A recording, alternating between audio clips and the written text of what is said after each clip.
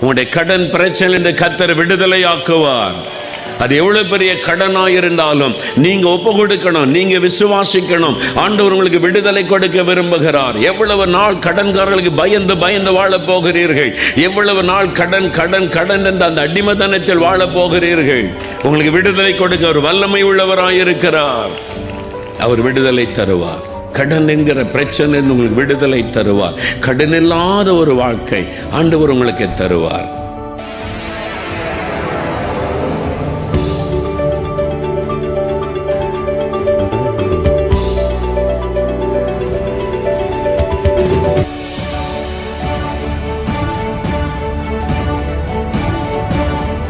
மனிதனுடைய பாவத்திலிருந்து விடுதலை பெற ஒரே ஒரு வழி இயேசு கிறிஸ்துவின் ரத்தம்.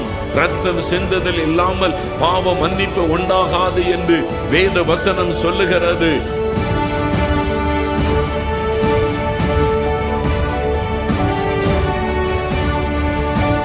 சாபத்தை ஆசீர்வாதமாய் மாற்ற இயேசு சிலுவையிலே சாபம் ஆனார். கலாத்தியர் 3:13 சொல்லுகிறாரு, இயேசு நமக்காக சிலுவையிலே சாபம் ஆனார்.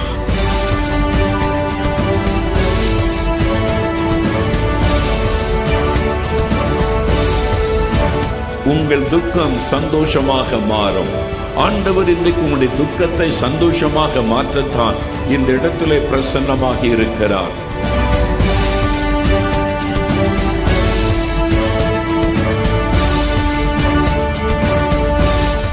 திருநெல்வேலி மாவட்டம் செந்தட்டியாபுரத்தில் நடைபெற்ற இயேசு விடுவிக்கிறார் விடுதலை பெருவிழாவில் திரள் கூட்ட ஜனங்கள் கலந்து கொண்டு ஆசிர்வதிக்கப்பட்டனர். இப்பொழுதும் அற்புதங்களை பெற்றவர்களின் அனுபவ சாட்சி இதோ உங்கள் பார்வைக்கு. எனக்கு 10 வருஷமாக குடும்பத்தில் அம்மா அப்பாவை பார்த்து ஒரு மாதிரி குடும்ப வாழ்க்கையே பிடிக்காத அளவுக்கு ஆயிடுச்சு. அதோட திருமணம் செஞ்சு கொடுத்து 2 குழந்தையும் இருக்குது.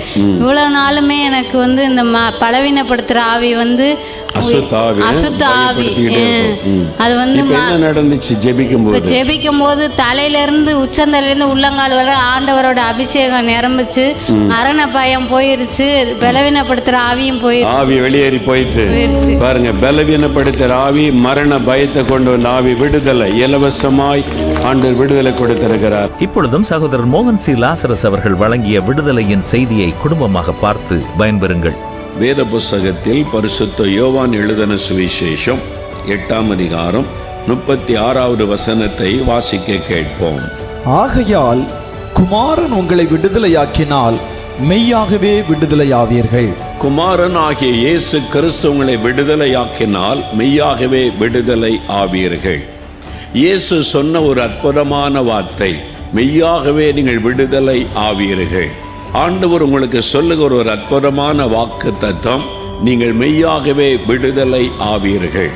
ஏதோ ஒரு காரியத்தில் உங்களுக்கு ஒரு விடுதலை தேவையாயிருக்கிறது. ஏதோ ஒரு விஷயம் உங்களை பாதித்து உங்களுடைய சமாதானத்தை கெடுத்து சந்தோஷத்தை கெடுத்து உங்களுடைய வாழ்க்கையை அடிமையாக்கி வைத்திருக்கிறது. அதிலிருந்து எனக்கு ஒரு விடுதலை கிடைக்காதா என்ற ஒரு ஏக்கம் உங்களுடைய உள்ளத்தில் காணப்படலாம்.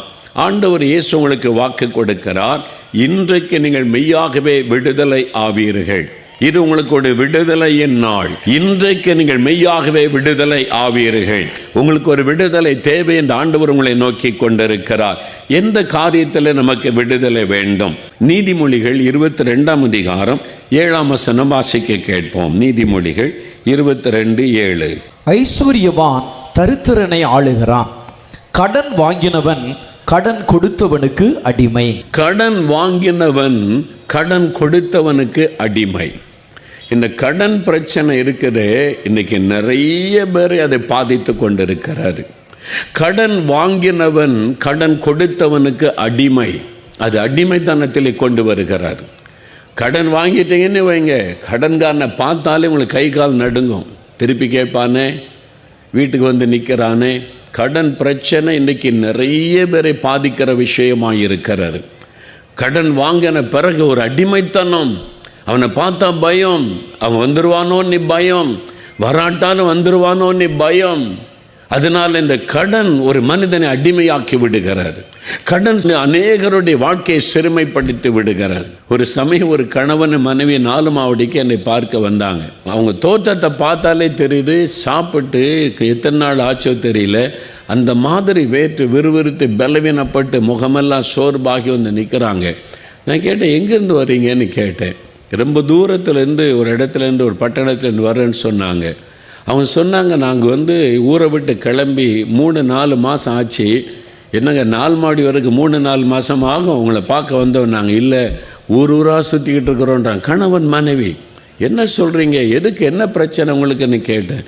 சின்ன வியாபாரம் பண்ணேன், கடன் வாங்கிட்டேன், கடனை திருப்பி செலுத்த முடியல, கடன்காரங்க நெருக்கிறாங்க, வீட்டில் இருக்க முடியல, அதனால நாங்கள் வீட்டை காலி பண்ணிட்டு இருக்கிற இடம் தெரியாமல் மனைவி நானும் ஊராய் அலைகிறோம், எங்கே போகிறதுன்னு தெரியல, கடன் பிரச்சனை விடுதலை பெற வழி தெரியல. கடன் எவ்வளோ பெரிய பாதிப்பை உண்டாக்குகிறது பாருங்கள். இங்கே வந்திருக்கிற நிறைய பேர் கடன் பிரச்சனையில் இருக்கிறீங்க. சம்பாதிக்கிற பணமெல்லாம் வட்டிக்கே போய் விடுகிறது. உங்கள் வீட்டுக்கு வர வேண்டிய ஆசீர்வாதமெல்லாம் சாபமாய் போய் விடுகிறது. பொத்தல் பையிலே போட்டதை போல போய் விடுகிறது. நிறைய பேர் அதில் வேதனையிலே மன கஷ்டத்தில் இருக்கிறது. இன்றைக்கி போகிற இடமெல்லாம் பார்க்க முடிகிறது. கடன் பொதுவாக அந்த வேலை பார்க்குறவங்களுக்கு முதல் வாரம் வந்தால் ரொம்ப சந்தோஷம். ஏன்னா அப்போ தான் சம்பள பணம் கிடைக்கும், ஃபஸ்ட்டு வீக்கில் சேலரி கிடைக்கும்.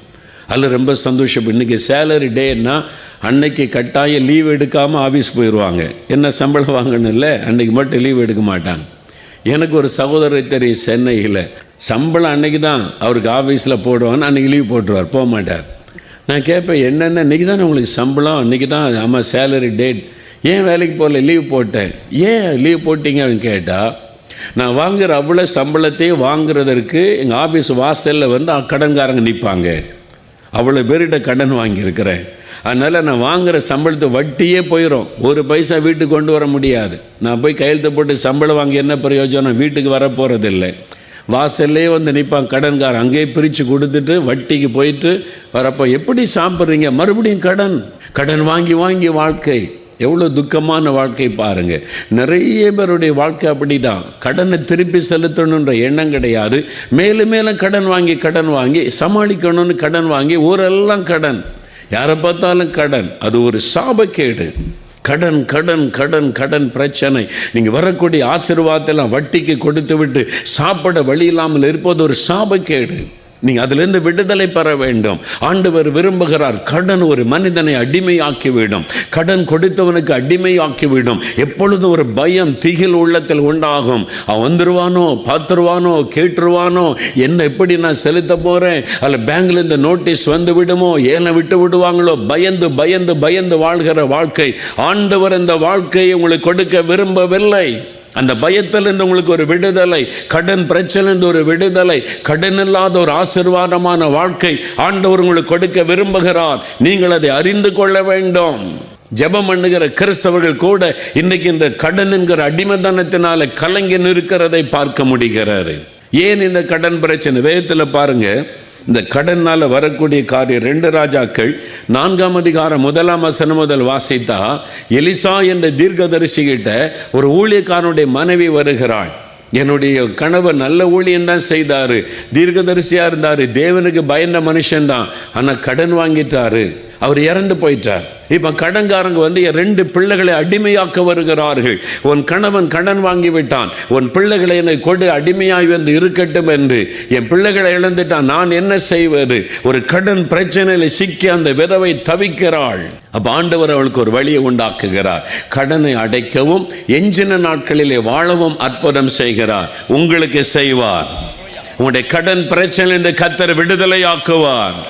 அது எவ்வளவு பெரிய கடனாக இருந்தாலும் நீங்க ஒப்பு கொடுக்கணும், நீங்க விசுவாசிக்கணும். ஆண்டவர் உங்களுக்கு விடுதலை கொடுக்க விரும்புகிறார். எவ்வளவு நாள் கடன்காரர்களுக்கு பயந்து பயந்து வாழ போகிறீர்கள்?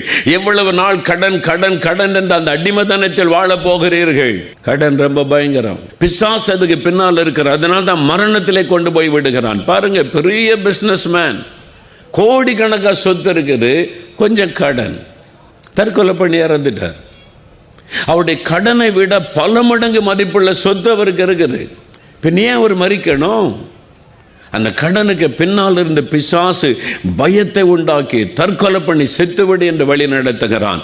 ஆனால் ஆண்டவர் இயேசு அந்த பிரச்சனையிலிருந்து விடுதலை கொடுக்க வல்லவராயிருக்கிறார்.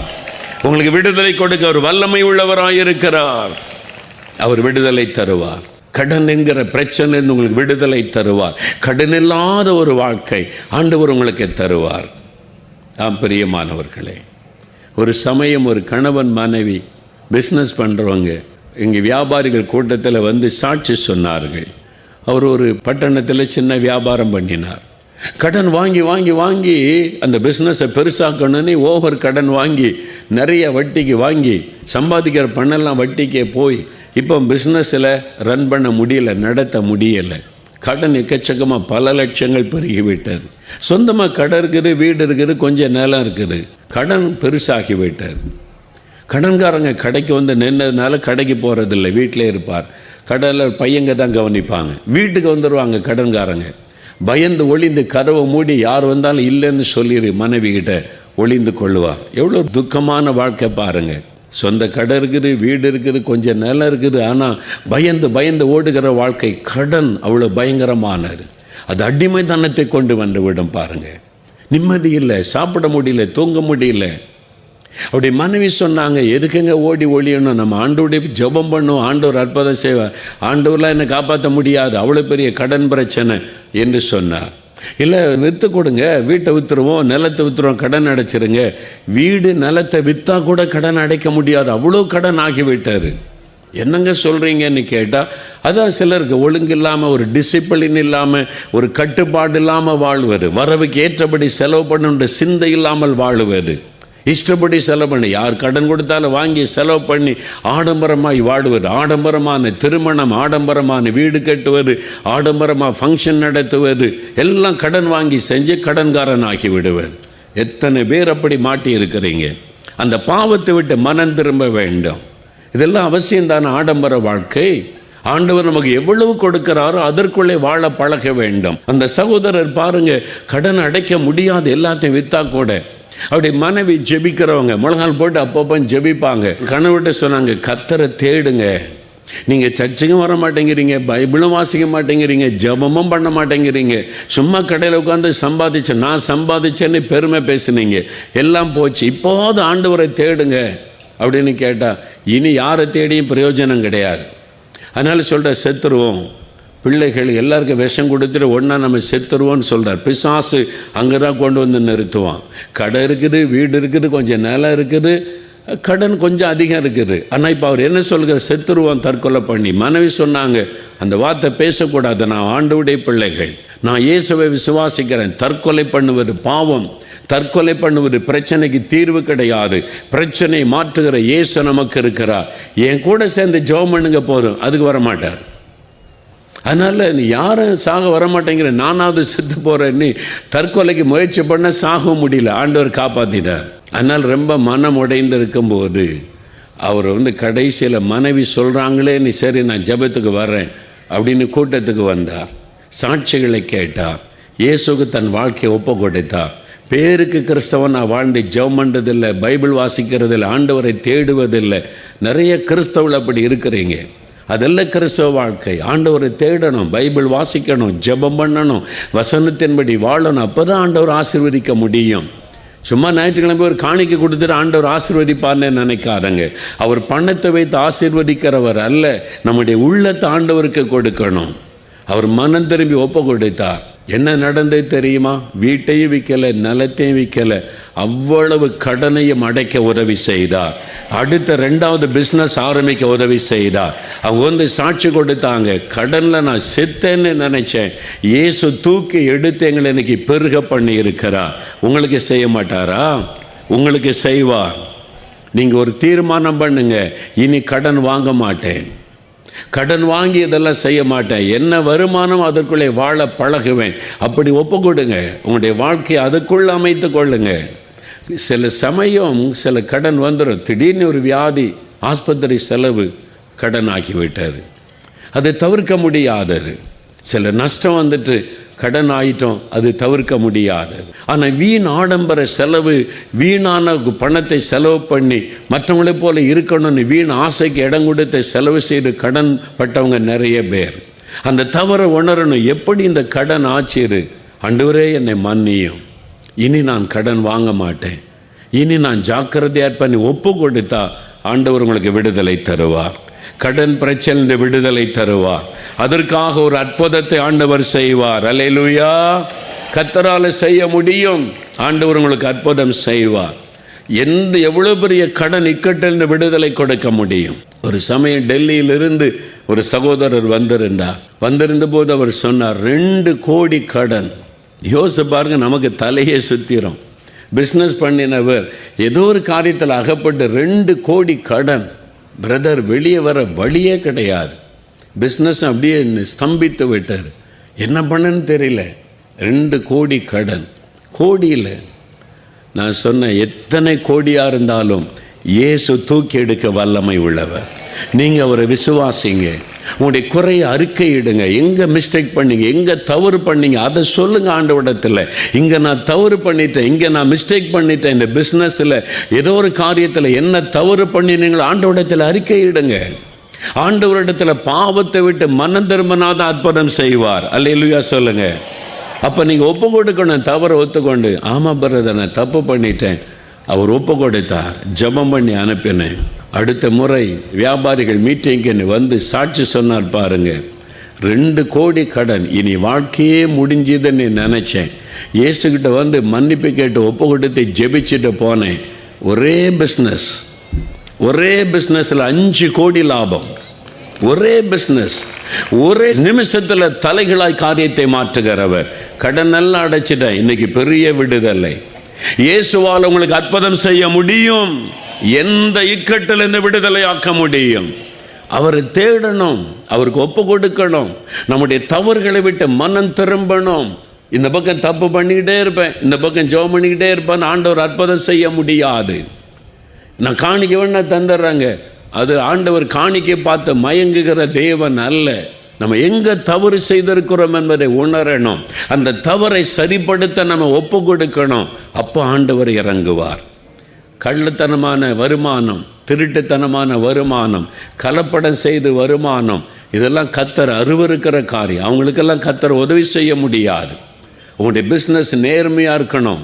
நீங்கள் நேர்மையாக செயல்பட்டால் தான் ஆண்டவர் அற்புதம் செய்ய முடியும். அல்லேலூயா. நீங்கள் செய்கிறதுல நேர்மை இருக்கணும், உண்மை இருக்க வேண்டும். அரசாங்கத்தை ஏமாத்துறேன், அவனை ஏமாத்துறேன்னு டேக்ஸை ஏமாத்துறது, ஆட்களை ஏமாத்துவது, மற்றவங்களை வஞ்சிக்கிற மகனுக்கு ஆண்டவர் உதவி செய்ய முடியாது. ஏமாற்றுகிறவர்களுக்கு இயேசு துணை நிற்க மாட்டார். பிசாசு வேணா துணை நிற்பான். என்ன அநியாயம் பண்ணிட்டாலும் காணி கொடுத்தா போதும் அப்படின்னு. இயேசுகிட்ட அதெல்லாம் நடக்காது. நீ மனம் திரும்பணும். உன் பாவத்தை விட்டு மனம் திரும்பணும். தவறை விட்டு மனம் திரும்பணும். கள்ள சம்பாத்தியம் கர்த்தருக்கு அருவருப்பானது. பரிதானம் வாங்குகிறவன் கர்த்தருக்கு அருவருப்பானவன் வேதம் சொல்லுது. லஞ்சம் வாங்குகிறவன் கர்த்தருக்கு அருவருப்பானவன். கிறிஸ்தவர்களுக்கு தான் பைபிள் எழுதி கொடுத்திருக்கிறது லஞ்சம் வாங்கக்கூடாது என்று. எத்தனை கிறிஸ்தவர்கள் லஞ்சம் வாங்குகிறவர்களாக இருக்கிறீர்கள்? அந்த பாவத்தை விட்டு மனம் திரும்பணும். நமக்கு தான் பைபிள் ஆண்டவர் எழுதி கொடுத்திருக்கிறார். வாங்குகிற சம்பளம் போதும் என்று இரு, அதுக்கு மேலே லஞ்சம் வாங்காது என்று நமக்கு தான் பைபிளை எழுதி கொடுத்திருக்கிறார். ஆகவே நாம் அதற்கு கீழ்ப்படியாவிட்டால் எப்படி தேவன் ஆசீர்வதிக்க முடியும்? வசனத்தின்படி வாழ நம்ம ஒப்பு கொடுக்க வேண்டும். ஏன் கடனுக்குள்ளா நீங்க, ஏன் கடன் பிரச்சனைக்குள்ளா நீங்க யோசித்து பாருங்க. எனக்கு அன்பானவர்களே, அப்போ கடன் வாங்காம எப்படிங்க வாழ முடியும் அப்படின்னு நினைச்சா கடன் பிரச்சனைக்குள்ள தான் சிக்கிக்கொள்ளக்கூடாது. உதாரணத்துக்கு மெட்ராஸில் இருக்கிறாங்க, மாதம் 20,000 ரூபா வாடகை வீட்டில் இருக்காங்க, மாதம் 20,000 ரூபா. சொல்கிறாங்க ஒரு வீடு வாங்கினா மாதம் 20,000 பேங்கில் கட்டினா நம்ம வீடு சொந்தமாயிரும். அது நல்ல யோசனை, திராணிக்கு ஏற்றபடி. அப்போ அது ஒரு ஒழுங்கான ஒரு காரியம். ஒரு வீடு வாங்கிட்டு வாடகை கொடுக்குற பணத்தை பேங்கில் கட்டினா சில வருஷத்தில் வீடு சொந்தமாயிரும். அது ஞானமான செயல், அது தவறு கிடையாது. ஒரு பிஸ்னஸ் பண்ணுறாங்க, கொஞ்சம் பேங்கில் லோன் வாங்கி பிஸ்னஸ் பண்ணுறாங்க, தகுதிக்கு ஏற்றபடி நமக்கு எவ்வளோ வருமானம் வருது திருப்பி செலுத்த முடியுமா, மாதந்தோறும் இதை கட்ட முடியுமா, அந்த ஏற்றபடி பிஸ்னஸில் ஞானமாக செயல்படுறவங்க ஆசீர்வாதமாக இருக்கிறாங்க. சிலருக்கு ஞானமே கிடையாது. பேங்கில் லோன் கொடுக்குறான் என்பதற்காக லட்சக்கணக்காக கோடிக்கணக்காக வாங்கி ஊதாரி செலவு பண்ணிட்டு அப்புறம் பிஸ்னஸில் நஷ்டம் திருப்பி செலுத்த முடியலன்னு சொல்லுவார்.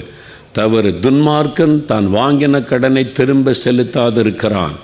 கடன் வாங்கிட்டு திரும்ப கொடுக்கலன்னா அவன் துன்மார்க்கன் என்று பைபிள் எழுதப்பட்டிருக்கிறார். நீங்கள் வாங்கின கடனை திரும்ப கொடுக்கணும். பைபிள் தெளிவாய் சொல்லுகிறாரு, கடன் வாங்கி திரும்ப செலுத்தாதவன் துன்மார்க்கன் என்பதாக. 5 பைசா கடன் வாங்கினாலும் திருப்பி கொடுக்கணும்னு சிந்தை நமக்கு இருக்கணும். நிறைய கிறிஸ்தவர்களுக்கு அந்த உணர்வே இல்லை. கடன் வாங்கிட்டு சும்மா சுத்துறது, சும்மா கடன் கொடுத்தவனு விரட்டுறது. ஏன் எனக்கு கடன் கொடுத்த அப்படின்னு சொல்லி இறக்கப்பட்டு கொடுத்துட்டான். கஷ்டப்படும் போது திருப்பி கொடுக்கணுன்ற சிந்தை இருக்கணும். ஆண்டவர்கிட்ட போய் ஜெபிக்கணும், ஆண்டவரே நான் கடன் வாங்கிட்டேன் திருப்பி கொடுக்கணும், அந்த சகோதரனுக்கு திரும்ப கொடுக்கணும், உதவி செய்யுங்கன்னு ஜெபிக்கணும். இந்த உணர்வே இல்லாத கிறிஸ்தவர்கள் நிறைய பேர் இருக்கிறாங்க. கடன் வாங்கிவிட்டு துன்மார்க்கமாய் அலைந்து கொண்டிருக்கிற கிறிஸ்தவர்கள் பாவம் செய்து கொண்டிருக்கிறோம். இதெல்லாம் திறமை கிடையாது, அது பாவம். வசனத்தில் நமக்கு எல்லாமே நம்ம எப்படி வாழணும்னு எழுதி கொடுத்திருக்கிறது. அதன்படி வாழ ஒப்பு கொடுத்தாதான் ஆண்டவர் நமக்கு விடுதலை தருவார், ஆண்டவர் நமக்கு உதவி செய்வார். நீ கடன் வாங்குவது இல்லை, அநேக ஜாதிகளை கடன் கொடுப்பாய்னு வாக்கு கொடுத்திருக்கிறார். உபாகமம் 28ஆம் அதிகாரம் 12ஆம் வசனத்தில் அது வாக்கு தத்துவம். அதை சொல்லி ஜெபம் பண்ணுங்க, எனக்கு விடுதலை தாங்க, இந்த கடன் பிரச்சனை விடுதலை தாங்கன்னு சொல்லி. இன்னைக்கு நிறைய குடும்பங்கள் விடுதலை பெற்று கடன் இல்லாத வாழ்க்கை வாழுகிற அநேக குடும்பங்களை எனக்கு தெரியும். நீங்க அப்படி வாழணும்னு கர்த்தர் விரும்புகிறார்.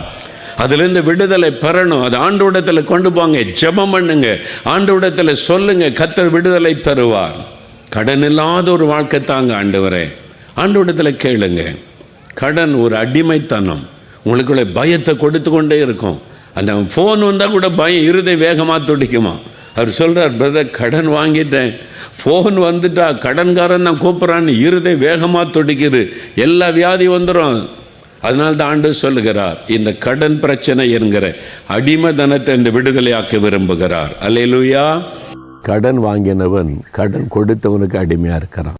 கடன் பிரச்சனை இருக்கே, அது ஒரு அடிமைத்தனத்தை கொண்டு வருகிறார். நீங்கள் ஒரு ஆள்கிட்ட கடன் வாங்கிட்டேன்னு வைங்க, அவனை பார்த்தாலே ஒரு பயந்தானே. அவன் வந்து மிரட்டுவான், அவன் வந்து பயமுறுத்துவான், அவமானப்படுத்துவான். நீங்கள் எதிர்த்தெல்லாம் பேச முடியாது. கடன் என்கிற அடிமைத்தனம் நிறைய பேருடைய வாழ்க்கையில் இந்த பாதிப்பு இருக்குது. உங்களுக்கு ஒரு விடுதலை தேவை. இயேசு ஆசீர்வதிக்கிறவர், அவர் ஐஸ்வர்யத்தை தருகிறவர், நம் தேவைகளை சந்திக்கிறவர், இந்த கடன் பிரச்சனை விடுதலை தருகிறவர். கடன் பிரச்சனையில் சிக்கிற இந்த மக்களுக்கு ஆண்டவர் விடுதலை கொடுத்த சம்பவங்கள் வேதத்தில் எழுதப்பட்டிருக்கிறது. இன்னைக்கு உங்களுக்கு என்ன கடன் பிரச்சனை? பிள்ளைகளை படிக்க வைக்க கடன் வாங்கிட்டேன், ஒரு ஆஸ்பத்திரி செலவுக்கு கடன் ஆகிவிட்டாரு, திருமண காரியத்தை கடன் ஆயிட்டு, சிலர் நியாயமான காரியத்துக்கு செலவு பண்ணி கடன் ஆயிட்டு, சிலர் ஊதாரித்தனமாக செலவு பண்ணி, ஆடம்பரமாக செலவு பண்ணி, வரவுக்கு ஏற்றபடி செலவு பண்ணாமல் கடன் வாங்கி வீணாக செலவு பண்ணி இன்னைக்கு கடன் பிரச்சனை. எனக்கு விடுதலை வேணும். ஜெபம் பண்ணுங்க. ஆண்டவரிடத்தில் ஒரு நிமிஷம் முழங்கால் போடுங்க, ஆண்டவரிடத்தில் கேளுங்க, ஒரு வார்த்தை சொல்லுங்க, எனக்கு இதில் விடுதலை வேணும். குறிப்பாக கேளுங்க. இப்போ நான் உங்களோட இணைந்து ஜெபிக்க போகிறேன். இயேசு உங்களுடைய ஜெபத்தை கேட்கிறார். அவருடைய பிரசன்னம் உடைய வீட்டுக்குள்ள நீங்க இருக்கிற இடத்தில் வந்திருக்கிறாரு. தகப்பனே, அருமையான உடைய பிள்ளைகளுடைய விடுதலைக்காக ஜெபிக்கிறேன். மெய்யாகவே விடுதலை ஆவீர்கள் என்று வாக்கு கொடுத்தீரேன். இதோ இந்த பிள்ளைகளுடைய விடுதலைக்காக ஜெபிக்கிறேன். கடன் பிரச்சனை, ஆண்டவரே விடுதலை வேணுமே, இத்தனை வருஷமா தொடர்ந்து வருகிறேன், இந்த மாதமாவது எங்களுக்கு ஒரு விடுதலை தாங்க. இந்த கலங்கி நிற்கிற பிள்ளைகளை பாரும், உதவி செய்யுங்க, அற்புதம் செய்யுங்க, உங்களுடைய ஐஸ்வர்யத்தினால் ஆசீர்வதிங்க. அந்த கடன் பிரச்சனை விடுதலை இயேசுவின் நாமத்தில் உண்டாகட்டும். இந்த முதல் ஒரு ஆசீர்வாதம் வரட்டும். இந்த இக்கட்டில் இந்த விடுதலை கொடுங்க, இந்த வேதனையில் இந்த விடுதலை கொடுங்க, இந்த பாரத்தை உள்ளத்தை விட்டு மாற்றி விடுதலை கொடுங்க. இந்த குடும்பத்தையே விடுதலையாக்கி ஆசீர்வதிங்க.